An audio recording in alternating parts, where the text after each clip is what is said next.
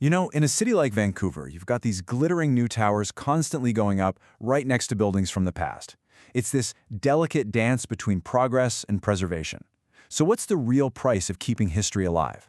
Well, that's exactly the dilemma we're diving into. It really all boils down to this one huge question. When a city's landscape is changing by the second, how on earth do you decide which parts of its history are worth saving? And maybe the bigger question is, who foots the bill? Well, in Vancouver, that tough question lands right on the table of a small but really powerful group, the city's Heritage Commission. So we're going to peek inside one of their meetings from February 2019 to see exactly how these incredibly difficult decisions get made. All right, and that brings us to our main story. It's a high-stakes debate that just perfectly captures this conflict, the dilemma facing one of the city's most iconic landmarks.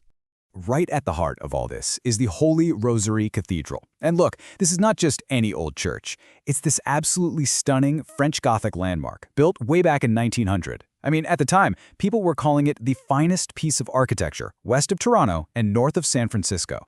And it's not just a historical opinion. The city officially agrees. It holds Vancouver's highest possible heritage rating, an A category listing. So on paper, this building is an absolute treasure.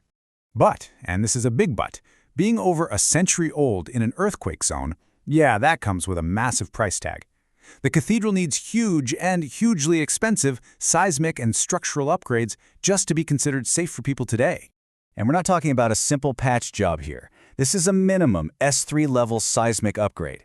It's this incredibly complex, multi-million-dollar process to reinforce the very bones of the building so it can survive a major earthquake, all while trying not to destroy the historic character that makes it so special in the first place.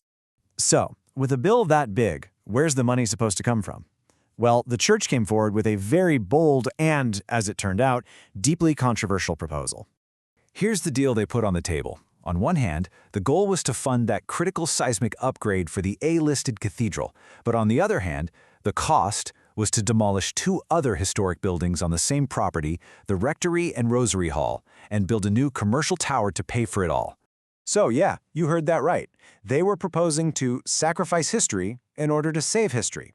And the Heritage Commission saw that paradox immediately. In their own meeting minutes, they wrote that losing the other buildings would greatly diminish the heritage and historic values of the church. It's a real catch-22. I mean, this put the commission in such a tough spot. Do you support the plan, save the main cathedral but lose the rest of the site? Or do you reject it and maybe risk the cathedral's future? So what did they do? Well, they basically said, we can't do it like this. The commission was unable to support the inquiry as presented. They told the applicant to go back and find a way to keep the rectory and Rosary Hall. But they didn't just slam the door. They pointed to other funding options and, crucially, called on the city itself to create better grant programs so that owners don't have to make these kinds of impossible choices. And this whole situation really illustrates a bigger point. The cathedral's problem isn't unique, but that proposal was pretty extreme. And it turns out, in that exact same meeting, the commission looked at two other projects that showed different and maybe more hopeful ways to solve this puzzle. So, if a giant commercial tower isn't the only answer, what other tools are actually in the preservationist toolkit? Well, these two other projects from that day give us a pretty good idea. First up, let's look at the BC Securities Building. It's this gorgeous 1912 commercial building, another A-listed heritage site, that also needed a lot of work on its exterior. The solution here wasn't demolition, it was direct investment. The commission approved two facade grants of $50,000 each. They basically used city money as a direct injection to help fund the restoration. It's a much simpler model, right? This program shows how targeted public grants can actually empower owners to preserve these important buildings piece by piece without having to make some dramatic deal with a developer. It's incremental, but it really works. Okay, now for a totally different and really creative solution.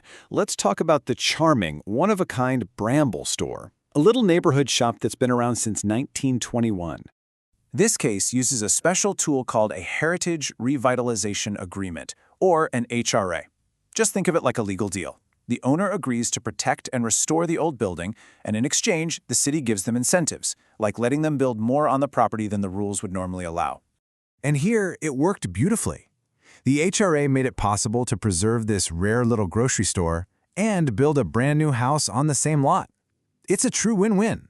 The city keeps a piece of its history, and the owner still gets to develop their property. No demolition needed. So we've seen a few different paths, right? Direct grants, creative zoning, and that really high-stakes trade-off, which brings us all the way back to the cathedral and the question that is still hanging over downtown Vancouver. The cathedral's dilemma is far from being solved, and it leaves us with this really tough question. What happens when the price of saving our most important landmarks is erasing other, smaller pieces of our history? When heritage itself is on the chopping block to pay for preservation, how do you even begin to choose?